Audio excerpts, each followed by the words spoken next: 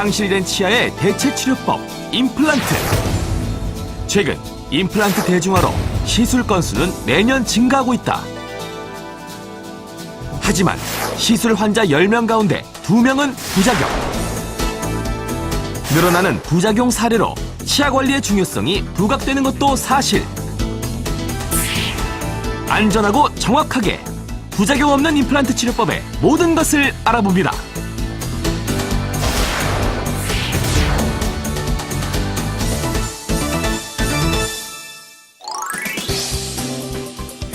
안녕하세요. TV클리닉 무병장수의 김지연입니다.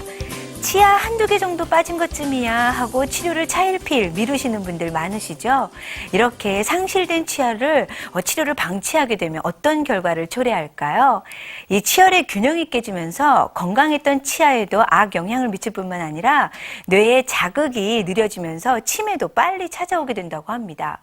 이 치매의 원인까지도 될 수 있는 상실된 치아, 빈자리를 빨리 채우는 것이 무엇보다 중요할 텐데요. 그래서 오늘은 올바른 치료법은 없는지 자세하게 알아보도록 하겠습니다. 오늘 도움 말씀 주기 위해서요. 치과 전문의 심성환 원장님 나오셨습니다. 원장님 안녕하세요. 네, 안녕하세요. 네. 원장님 요즘에요. 노인 인구가 많이 늘어나면서 많은 그렇죠. 어르신들이 이런 말씀하세요. 이 상실된 치아 때문에 너무너무 힘들다.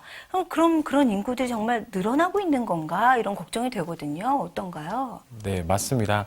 요즘 이제 노령화 시대 하잖아요. 그래서 한 통계에 따르면 75세 이상의 이제 노인분들의 통계를 내보면 원래 정상적으로 치아가 28개, 30개 정도가 있는데 11개에서 12개 정도만 남아있다. 반도 이렇게. 안 되네요. 네, 그래서 일단은 그렇게 치아가 없으면 이제 음식을 못 드시니까 전체적으로 그 영양 부족 상태에 떨어져가지고 그 빠른 속도로 이제 체력이 소모되는 그런 결과, 그러니까 빨리 늙어가는 거죠. 그런 거는 실정입니다. 그런데 이제 일단은 임플란트나 뭐 틀니나 좋은 이제 보초를 하게 되면 그 다음부터는 식사가 또 개선돼 가지고 다시 이렇게 살이 다시 찌시고 건강이 회복되는 걸 많이 볼 수 있습니다. 네. 역시 이 건강하고 직결되기 때문에 더 네. 문제가 아닐 수가 없겠는데요. 근데 많은 분들이 이렇게 치아를 상실하게 되면 말씀하시는 게 그 인공치아를 넣으면 되지 않느냐 하시면서 말씀하시는 치료법 중에 가장 많은 것이 임플란트가 아닌가 싶어요. 네. 근데 임플란트 많이는 들어봤는데 최근에는요 어르신들 사이에서 야 임플란트 그거 부작용 있대. 그거 부작용 있대. 너 들어봤니? 이런 말씀들도 정말 많이 하시거든요. 그건 어떤가요? 네, 맞습니다. 요즘 그 언론에서 몇 개의 뭐 치과 네트워크 해가지고 이제 많이 노출이 되고 있어요. 문제점에 대해서. 그런데 그 임플란트 시술 자체에 대한 문제점이 아니라 그거를 활용하고 이용하는 방법상의 과도한 치료라든지 부적절한 치료라든지가 이제 문제가 된 거는 사실입니다. 하지만 임플란트 치료라는 것은 뭐 틀니나 브릿지나 그 임플란트나 치아 없어진 치아를 복구하는 그 치료법 중에서는 가장 진화되고 가장 그 자연 치아와 흡사하고 기능이나 모양에서 가장 이제 좋은 진보된 치료인 것은 분명하지요. 그러니까 올바른 자리에 올바르게 치료를 하는 것이 가장 중요한 부분이 아닌가 하는 생각이 듭니다. 네. 그렇다면 역시 내 치아 상태가 어떤지를 먼저 정확하게 진단을 하고 거기에 맞게 치료가 이루어지는 것이 무엇보다 중요하겠는데요. 그렇다면 임플란트 도대체 어떤 치료법이길래 하고 많이들 궁금하실 것 같아요. 그렇다면 내가 이 치료법이 꼭 필요할까? 그렇죠. 아닐까? 이것도 판단이 잘 이루어져야 될 것 같거든요. 네, 맞습니다. 요즘 그 이슈화가 여러 번 됐죠, 치과가. 그래서 그 고발 프로그램에도 나오고 뭐 이랬는데요. 그래서 요즘 많은 분들이 물어보세요. 이걸 꼭 임플란트를 해야 되는지, 이걸 꼭 이 치아를 뽑아야 되는지 물어보시는데 그걸 판단하는 그 기준점이 상당히 중요합니다. 그래서 제가 조금 이런 치아들은 뭐 꼭 뽑고 뭐 그게 브릿지가 됐든 임플란트가 됐든 해야 되는 치아를 정리를 해봤어요. 네, 자료를 한번 보도록 하겠습니다. 치아가 동요도라고 하죠. 그 흔들림이 좌우로 3mm 이상 흔들릴 때는 반드시 뽑으셔야 됩니다. 어떤 방법을 동원해서라도 치료가 되질 않아요. 적절하게 치료가 될 수 있는 거는 살려야 되고 그다음에 빨리 뽑아서 그 지나친 염증이 옆으로 퍼져서 더 많은 피해를 입히기 전에 뽑아야 될 것들은 뽑고 피해를 최소화시키는 것이 이제 중요하다 하겠죠. 본인도 흔들어 보면 3mm 이상인 거는 금방 알 수 있지 않습니까? 그리고 또 하나가 수직 동요라고도 얘기를 하는데요. 치아를 눌렀을 때 방석처럼 아래로 내려갔다가 솟구치는 또는 위에 치아 같은 경우는 위로 올라갔다가 내려오는 그런 치아들도 무조건 이제 발치가 된다라고 생각을 하셔야 됩니다. 그런 치아들은 어떤 방법을 동원해서라도 그 움직임을 멈추게 할 수는 없어요. 또 한 가지 세 번째는 이제 치아가 파절된 게 부러진 치아인데요. 부러진 게 다행히 수평으로 부러졌을 때는 어떻게든 치아를 살려낼 수 있어요. 근데 이제 뿌리 밑으로, 그러니까 잇몸 경계 밑으로까지 수직적으로 파절이 됐을 때는 어떤 방법을 통해서도 그걸 또 붙일 수가 없기 때문에 아쉽지만 이를 뽑게 됩니다. 그래서 수직적으로 파절이 왔을 때 이를 뽑고 임플란트 하는 게 또 적절하다. 이 세 가지 정도만 유념해 두셔도 이 치아를 뽑아야 될지 그다음에 살릴 수 있을지에 대한 어떤 중요한 기준점, 큰 부분의 기준점이 생기리라고 생각이 듭니다. 네, 그렇네요. 주위에서 아직 하지 마. 그 소문이 좀 여러 가지가 있어. 이런 사람들도 있을 거고 너 빨리 지금 당장 가서 해. 이러는 사람도 있을 텐데 이런 기준점들을 상대적으로 기억하고 있다가 전문의하고 상담을 받으시면 무엇보다 좀 나에게 맞는 치료법을 찾을 수 있지 않을까 생각이 듭니다.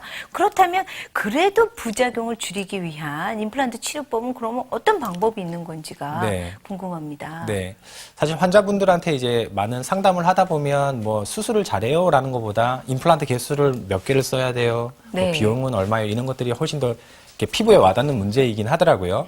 그래도 이제 의사에게는 중요한 것은 임플란트 시술을 얼마나 더 완벽하게 할 것인가에 대한 고민이 가장 큽니다. 그래서 몇 가지 준비를 해봤어요. 임플란트 치료가 잘 되기 위해서는 크게 한 4단계 정도의 그 좋은 진료가 이루어지면 됩니다. 첫 번째로는 이제 모든 그 일도 그렇지만 수술 또한 그 진단 분석이 처음에 시작이 좋아야 됩니다. 진단 분석을 정확하게 해야 뭐 임플란트를 적게 쓰는 자리에는 적게 또는 이렇게 원칙적으로 개수대로 쓰는 자리는 개수대로 이렇게 결정을 내려야 올바른 치료가 될 수 있겠죠. 그래서 이제 정확한 진단 분석을 하기 위해서는 요즘 CT 장비라고 하죠. 입체적으로 분석을 해서 수술을 어떻게 진행할지 분석을 해야 합니다. 그다음에 당연히 두 번째로는 수술을 잘 해야 되고요. 요즘 이제 수술을 잘 하기 위한 고민거리는 의사의 실력이 출중해야 되는 것은 물론이고요. 그 장비, 의사를 도와주는 그 장비가 뛰어나는 것도 중요합니다. 그래서 레이저 장비를 요즘 많이 쓰고 있고요. 또 하나는 그 수술 술식도 중요해요. 그 줄기세포 유도술, 그러니까 줄기세포를 조금 유도해내는 그런 수술 술식이 있습니다. 그런 술식을 사용하려면 그냥 뭐 일주일 만에 나을게 한 3일 만에 낫는다든지 이런 식으로 이제 좋은 결과를 유도해낼 수가 있습니다.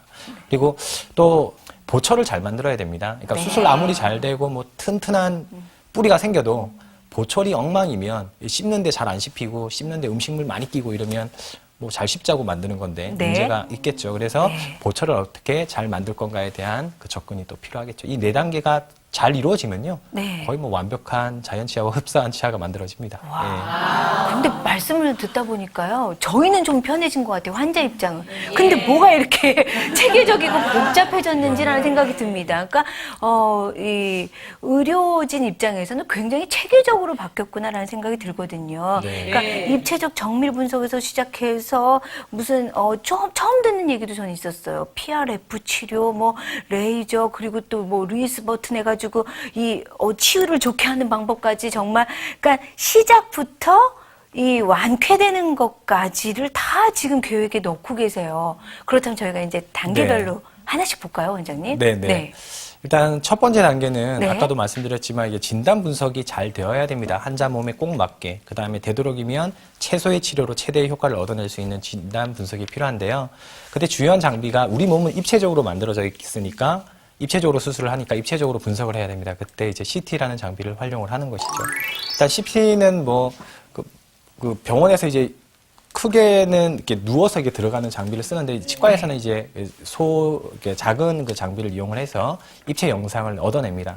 그래서 입체 영상을 얻어내면 지금 화면에 나오는 것처럼 각 평면으로 잘라서 옆으로도 쳐다보고 아래에서 위로도 올려다보고 그다음에 앞에서 뒤로 쳐다보는 단면도 만들어서 그 각 두께, 뼈의 길이를 정밀하게 이게 측정을 할 수가 있고요. 그리고 또 골 밀도, 뼈의 그 밀도를 얼마나 이제 단단한가를 이렇게 측정을 해가지고 밀도가 높으면 임플란트 개수를 줄일 수가 있고요. 밀도가 지극히 낮으면 그 임플란트 개수를 또 원칙적으로 심어야 되는 그런 부분도 있겠죠. 그래서 그런 결정을 통해 가지고 최소의 치료를 유도해낼 수가 있습니다. 정말 왜 입체적 이다라고 표현을 하셨는지 알 것 같습니다. 자, 그렇다면 그 다음에 치료법 중에 이제 정말 이제 치료로 들어가야 할 텐데 네. 분석이 끝났으며 레이저 치료와 아까 PRF 치료가 있다고 하셨어요. 네. 자, 레이저 치료는 좀 들어본 것 같기도 한데 그래도 기존의 치료법하고는 어떻게 다른지는 잘 모르겠거든요. 네, 뭐 레이저라 하면 요즘은 피부과 같은 데서는 아주 그쵸? 일반적으로 사용되지 네네. 않습니까? 뭐 피부 네. 재생에 있어서 레이저의 가장 큰 특징은 세포를 좀 재생시키는 그런 역할을 합니다. 그런 에너지를 줍니다. 네. 그래서 그냥 기존의 칼과 드릴로 수술했을 때와 레이저를 동원해가지고 수술했을 때는 약간의 그 차이점이 발생을 하는데요. 일단은 레이저가 그 세포를 재생하는 효과도 있지만 지혈을 시키는, 그러니까 피가 잘 안 나게 하는 그런 효과도 있어가지고 네. 전체적인 수술 시간이 좀 줄어듭니다. 그다음에 출혈이 일단은 거의 없습니다. 그래서 출혈이 없으면 붓는 게 거의 없거나 적어지고 붓는 게 없다는 것은 이제 통증이 없다라는 뜻과 거의 이제 맞습니다. 그래서 수술 후에 그 통증도 적고 그리고 그 레이저의 에너지에 의해서 이제 치유력이 증폭되기 때문에 칼과 드릴로 했을 때보다 자연 그 치유력이 의존하는 것보다는 그 빨리 낫게 되는 그런 효과가 생겨서 회복 시기도 좀 빨라지는 경향이 있습니다. 그리고 이제 큰 특징이 레이저는 그 염증 세포를 선멸을 해낼 수가 있어요. 그 원리가 뭐냐면 염증 세포는 증식력이 좀 뛰어난 반면에 약하거든요. 단단하게 자라질 못해요.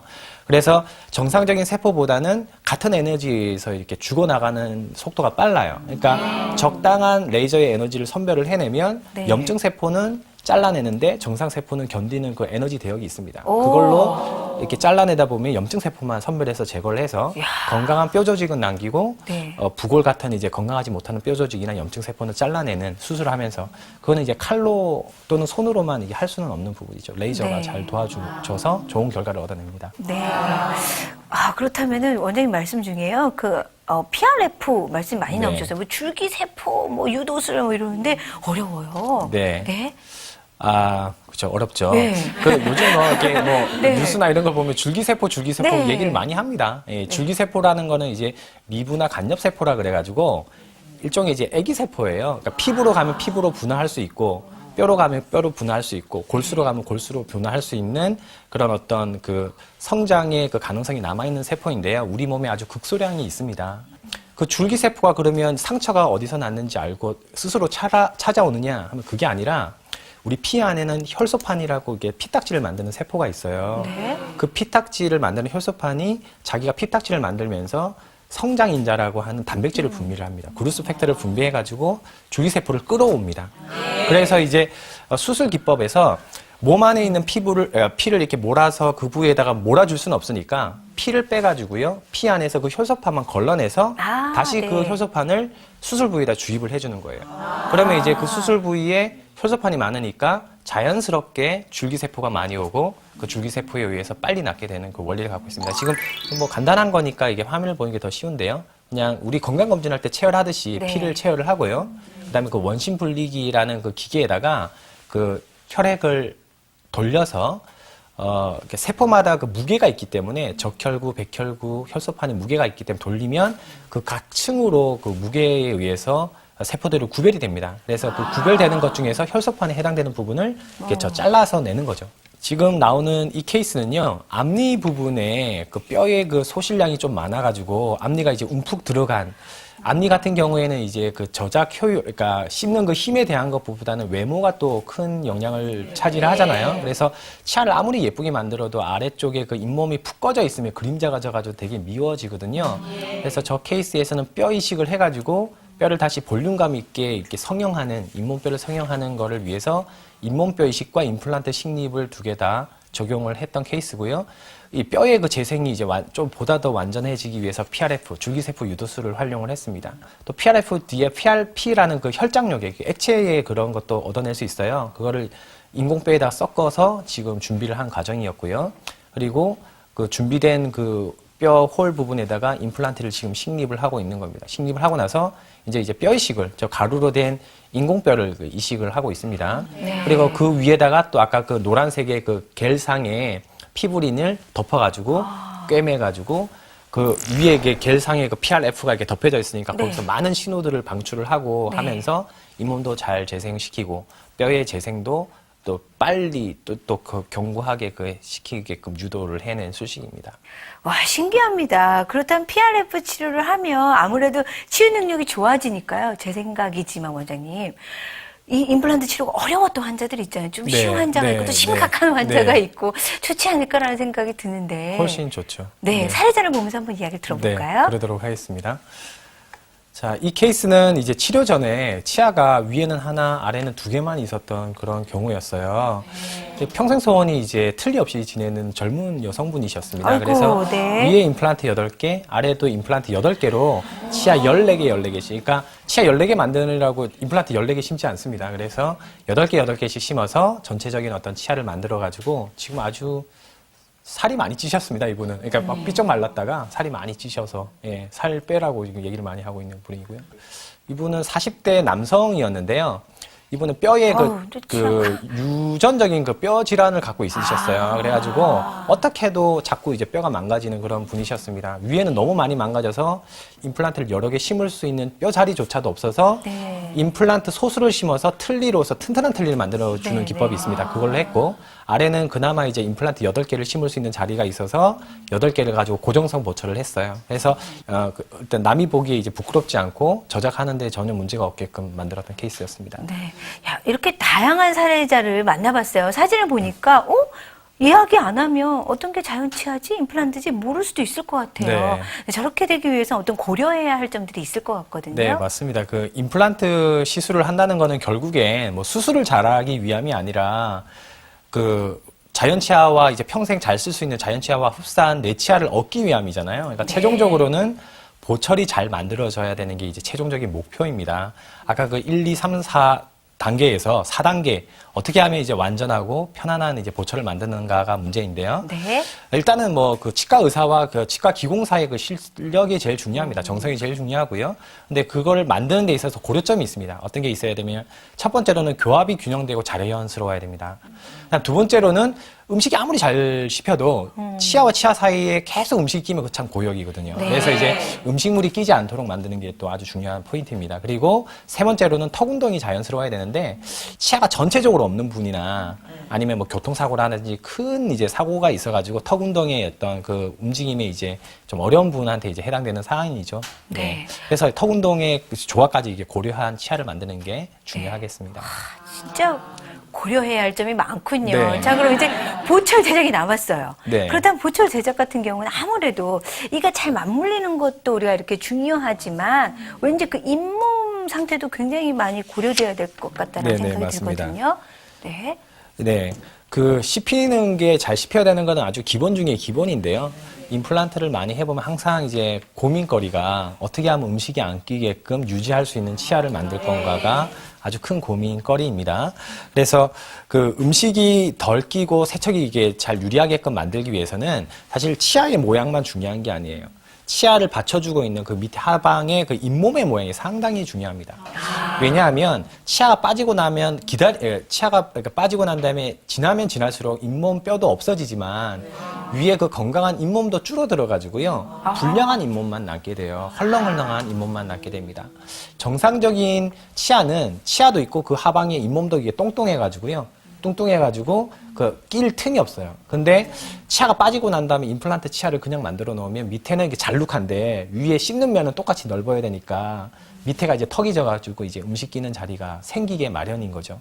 근데 저 생기는 자리를 기존의 방법, 그러니까 그 전통적인 방법에서는 큰 그 특효가 없었습니다. 그래서 아주 심각할 때는 위에 입천장에 잇몸살을 떼와가지고 이식을 하는 경우도 있었는데 극히 그 성공률이 낮고 그 다음에 상당히 통증이 높아가지고 의사들도 꺼려했던 그런 수식입니다. 근데 요즘은 루이 버튼이라는 간단한 부품이 개발되면서 그 원래대로 완벽하게 다 재생시키지는 못하지만 2~3배 정도의 그 확장력을 얻어낼 수 있게 됐어요.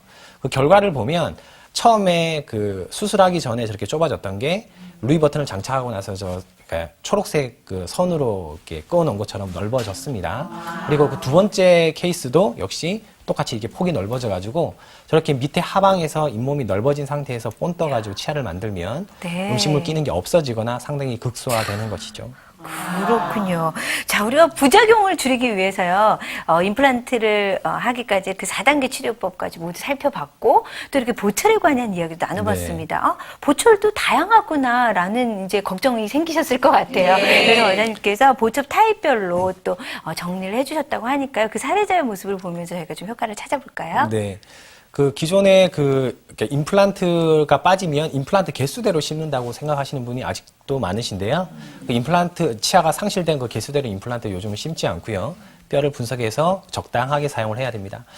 일단은 그 소수의 어금니를 복구를 할 때는 대체적으로 같은 수의 그 치아를 사용을 합니다. 이 케이스는 2개가 빠져서 2개의 어금니를 심고 이 케이스도 5일 만에 심는 그 어금니를 만들어줬던 그런 케이스입니다. 그리고 두 번째 케이스는 전체 치아를 복구를 할 때 14개의 치아를 만드는 데 있어서 14개의 임플란트를 심지 않고요. 요즘은 8개의 임플란트, 아주 극히 뼈가 좋으신 분들은, 그 다음에 또 나이가 많아서 그 근력량이 좀 많이 줄어 있으신 분들은 6개의 임플란트로도 가능하기도 하고요. 근력량이 너무 이렇게 높고 하시는 분들은 9개로 늘리기도 합니다. 이 케이스는 여성분이었기 때문에 루틴하게 8개의 임플란트로 14개의 치아를 만들었던 그런 경우입니다. 그 다음에 또 하나가, 그럼 8개도 아주 경제적으로 힘들어 하시는 분들이 있으세요. 비용이 높으시니까요. 그리고 또 8개를 심고 싶어도 심을 수 있는 뼈자리가 없는 분도 있으세요.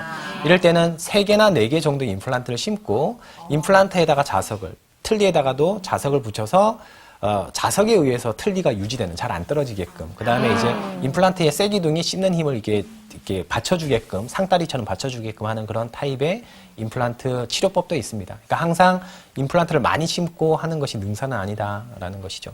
그리고 이제 자석을 사용하지 못하는 사람들도 있어요. 거부하시는 분도 있고, 그럴 때는 바 타입의, 그러니까 쇠 기둥 같은 거를 이렇게 체결을 해가지고 쇠 기둥에 의해서 이제 유지가 되게끔 하는 그런 케이스, 그러니까 그런 경우에 그 보철 타입도 있으니까 참고를 하시면 좋을 것 같습니다. 네, 오늘 아주 그냥 임플란트에 대해서 속 시원하게 알아보는 시간이 아니었나라는 생각이 들었습니다.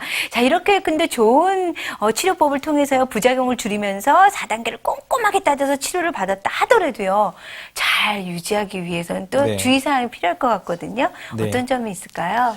네, 화면을 보면서 좀 했습니다.